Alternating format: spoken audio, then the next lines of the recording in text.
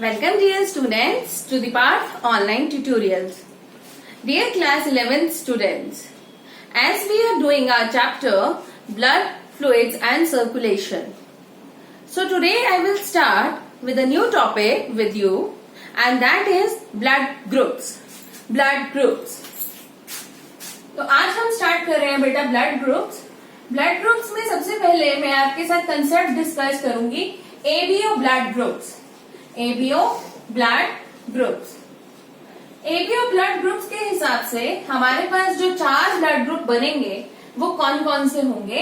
A B AB and O. A, B, AB and O. ठीक है. अब ABO blood groups जो है हमारा, ये कंसेप्ट किसने दिया था? या ABO blood groups was discovered by, so it was discovered by Landsteiner. Landsteiner बेटा ये आपको कंपटीशन में पूछा जाता है. लैंडस्टीनर इन 1900. इन 1900. ठीक है जी. फिर नेक्स्ट जो एबीओ ब्लड ग्रुप्स होते हैं उसमें आपको एक कंसेप्ट क्लियर होना चाहिए कि हमारे पास दो टाइप्स ऑफ बॉडीज होती हैं और उनको हम बोलते हैं, एक होता है हमारा एंटीजन और दूसरा होता है antibodies. One is known as antigen and other is antibodies. और जो एंटीजन्स होते हैं they are found on the surface of RBCs. Antigens are found on the surface of RBCs. और जो एंटीबॉडीज होते हैं they are found in plasma of blood. ये किसमें मिलेंगे? Plasma of blood. तो जो एंटीजन होता है, एंटीजन के अगेंस्ट प्रोड्यूस होते हैं एंटीबॉडीज. एंटीजन के अगेंस्ट क्या प्रोड्यूस होंगे? एंटीबॉडीज. ठीक है. एक ये कंसेप्ट है जो आपको क्लियर होना चाहिए. इसमें फोर्थ पॉइंट, ये जो हमारे एबीओ ब्लड ग्रुप्स होते हैं they are controlled by gene I. Very important. ABO blood groups are controlled by gene I. ठीक है जी. जिसमें अगर A ब्लड ग्रुप होगा तो उसके लिए क्या होगा? I A I A. हमने 2 क्यों लिखा? क्योंकि आपको पता है human beings are diploid organisms, है ना. हम लोग क्या है? डिप्लॉयड. या जो जाइगोट होता है वो भी डिप्लॉयड होता है. तो एक हमारा आता है फ्रॉम द मदर एंड दूसरा आता है फ्रॉम द पेरेंट, दूसरा आता है फ्रॉम द फादर. ठीक है ना. तो हमारे पास क्या होता है? 2 गैमेट्स रिस्पॉन्सिबल होते हैं to form a diploid organism.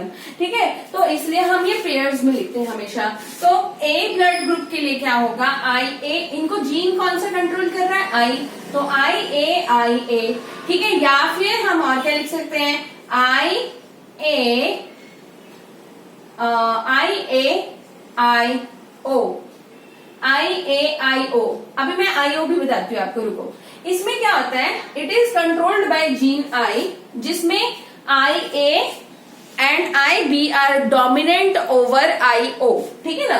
तो हम अभी इस पॉइंट को भी मेंशन करेंगे. A के लिए ये हो गया.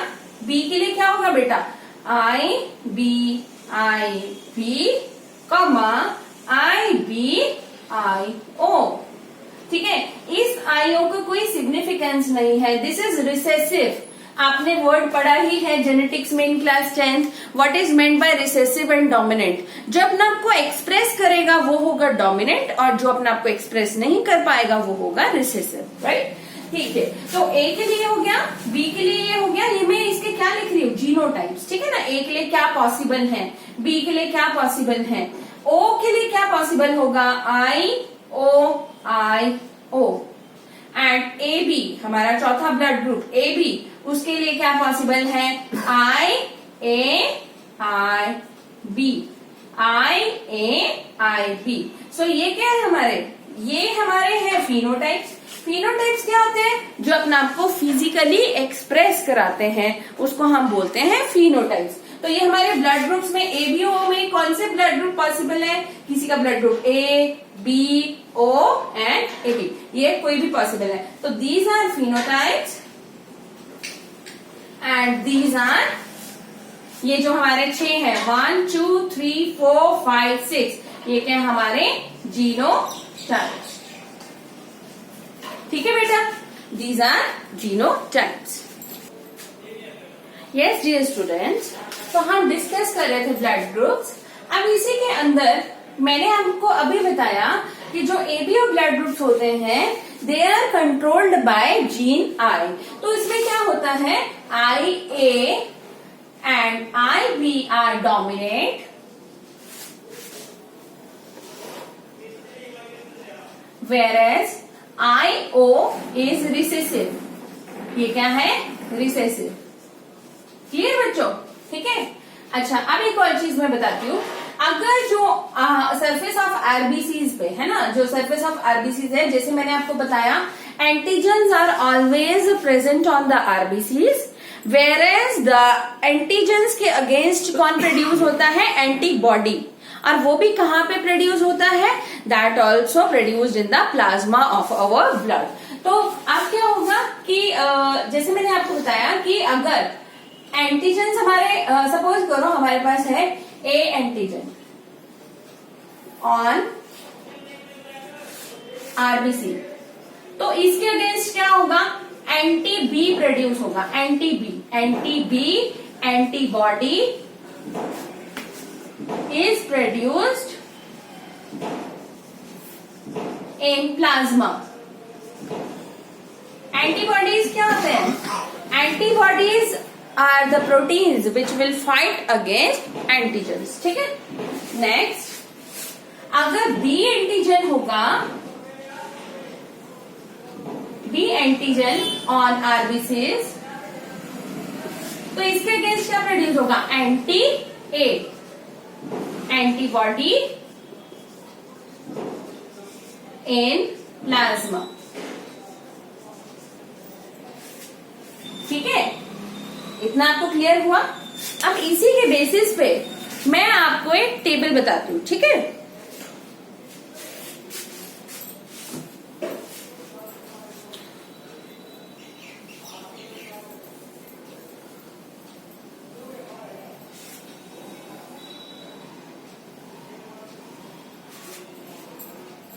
हाँ जी, यहां पे हम लिखते हैं ब्लड ग्रुप्स, यहां पे लिखेंगे हम एंटीजन्स ऑन आरबीसी, यहां पे हम लिखेंगे एंटीबॉडीज इन प्लाज्मा। ठीक है, पहले हम इसको कंप्लीट करते हैं। तो ब्लड ग्रुप है हमारा ए, तो जो एंटीजन होगा उसमें भी क्या है? ए। एंटीबॉडीज इसके अगेंस्ट कौन सा प्रोड्यूस होगा? Anti B. ठीक है, फर्स्ट। सेकेंड, ब्लड ग्रुप है अगर आपका बी, तो एंटीजन ऑन द आरबीसी क्या होगा? बी। और एंटीबॉडीज इसके अगेंस्ट क्या प्रोड्यूस होगा? एंटी ए। अगर आता है आपका AB blood group, if it is AB blood group, अगर AB ब्लड ग्रुप होगा तो एंटीजेंस क्या होंगे? A एंड B, लेकिन एंटीबॉडीज इन दोनों के अगेंस्ट प्रोड्यूस नहीं होंगे। तो एंटीबॉडीज क्या हो गया? एब्सेंट। एंटीबॉडीज क्या हो गए? एब्सेंट। और इसलिए आपको पता है AB ब्लड ग्रुप को हम क्या बोलते हैं? Universal recipient. रेसिपिएंट क्यों? क्योंकि वो किसी से भी ब्लड ले सकता है। It can take blood from anyone. क्यों ले सकता है? क्योंकि उसके पास एंटीबॉडीज नहीं है। जब एंटीबॉडीज नहीं है तो वो एंटीजन और एंटीबॉडी की इनकम्पेटेबिलिटी नहीं होगी। आपको एक चीज बताती हूँ मैं कि एबीओ एक मतलब ब्लड ग्रुप्स में भी कंपेटेबिलिटी मैच होना जरूरी है। इट्स नॉट अबाउट कि कोई भी ब्लड किसी को भी हम डोनेट कर सकते हैं। समझे? It's about the blood matching. Blood matching का मतलब होता है ब्लड की compatibility.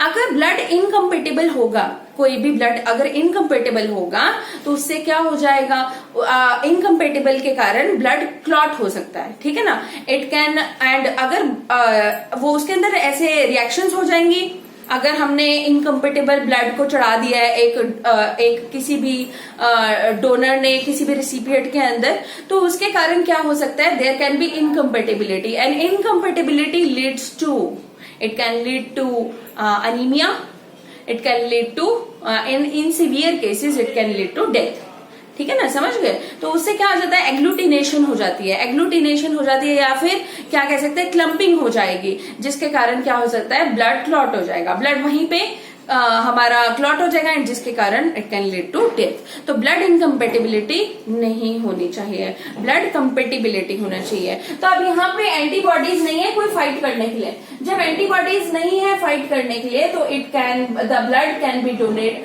The blood can be taken from any donor, चाहे उसका ब्लड ग्रुप ए था चाहे बी था, ए बी वाला तो ऑब्वियसली ले ही सकता है, एंड चाहे ओ, ठीक है जी। नेक्स्ट आता है आपका ओ। ओ जो ओ होता है उसके अंदर कोई भी एंटीजन प्रेजेंट नहीं है, ठीक है, उसके अंदर कोई भी एंटीजन प्रेजेंट नहीं है, तो एंटीजन आर एब्सेंट। तो जब एंटीजन यहाँ पे एब्सेंट है तो यहाँ पे एंटीबॉडीज उसके अंदर प्रेजेंट होते हैं, anti A and anti B, ठीक है। ये वाला जो होता है ओ वाला, ये ले नहीं सकता है हर किसी से, लेकिन दे सकता है हर किसी को, तो it is a universal donor. O is a universal donor. या मैं आपको एक चीज लिखवाती हूँ, O नेगेटिव, जिसका भी O नेगेटिव ब्लड ग्रुप होगा वो क्या होगा, यूनिवर्सल डोनर। यूनिवर्सल डोनर क्यों होगा, अब यहाँ पे नेगेटिव का मतलब क्या हुआ है ना, मैम बताइए अभी आपको। देखो O नेगेटिव का मतलब है कि अगर हम बात कर रहे हैं पॉजिटिव और नेगेटिव, तो मतलब we are also talking about the third antigen. अभी तक मैंने आपको सिर्फ दो एंटीजन बताए, एक बताया मैंने आपको एंटी ए और दूसरा बताया मैंने आपको एंटी बी। एक और एंटीजन है हमारे पास, और वो कौन सा है, RH एंटीजन। कौन सा है, RH एंटीजन, जिसके बारे में अभी मैं आपको डिटेल बताऊंगी। RH जो होता है वो रीसस मॉन्की से डिस्कवर हुआ एक एंटीजन, RH एंटीजन, ठीक है बेटा। तो अब ये जो RH एंटीजन होता है अगर जिसमें प्रेजेंट होगा तो उसको हम बोलेंगे पॉजिटिव। जैसे अगर ए ब्लड ग्रुप के साथ उसके अंदर एंटीजन था A और साथ में अगर RH भी होएगा तो हम बोलेंगे A पॉजिटिव। तो अब मैंने यहाँ पे इसको बोला है O नेगेटिव। O नेगेटिव का मतलब है इसके अंदर कोई भी एंटीजन नहीं प्रेजेंट है, चाहे वो A एंटीजन था, चाहे वो B एंटीजन है, चाहे वो RH एंटीजन है, तो no antigen is present in O negative, no antigen is present. तो कोई एंटीजन नहीं है, इसलिए ये किसी को भी डोनेट हो सकता है। कोई एंटीजन नहीं है तो एंटीबॉडीज बेटा किसके साथ फाइट करेंगे, खुद सोचो ना आप। कोई एंटीजन नहीं है तो how will the antibody fight, तो there is no antibody, there are no antigens जिनके अगेंस्ट एंटीबॉडीज फाइट करेंगे, तो इसलिए ये क्या हो गया, यूनिवर्सल डोनर, ठीक है जी। और एक होता है हमारे पास AB पॉजिटिव। AB पॉजिटिव क्या है, यूनिवर्सल रेसिपिएंट। यूनिवर्सल रेसिपिएंट क्यों है ये, क्योंकि इसके पास एंटीजन्स तो सारे हैं यूनिवर्सल रेसिपिएंट में। AB प्लस है तो मतलब A एंटीजन भी है, B एंटीजन भी है, RH भी है इसके पास, ठीक है। Antigens are present but no antibodies. तो कोई एंटीबॉडीज नहीं है, तो कोई भी अगर कोई भी ब्लड ग्रुप इसको कोई भी जो ब्लड है अगर इसको डोनेट करना चाहता है तो वो इजीली डोनेट कर सकता है, ठीक है ना। मतलब वो इजीली एक्सेप्ट कर लेगा। क्यों एक्सेप्ट कर लेगा, क्योंकि उसके पास एंटीबॉडी नहीं है। तो कोई भी एंटीजन आएगा बाहर से तो उसके अगेंस्ट एंटीबॉडी नहीं होगा फाइट करने के लिए, तो एंटीजन एंटीबॉडी इनकम्पेटिबिलिटी नहीं होगी। तो that is why AB positive is universal recipient and O negative is a universal donor. I hope ये एंटीजन एंटीबॉडी का कंसेप्ट आपको क्लियर हुआ। Thank you dear students.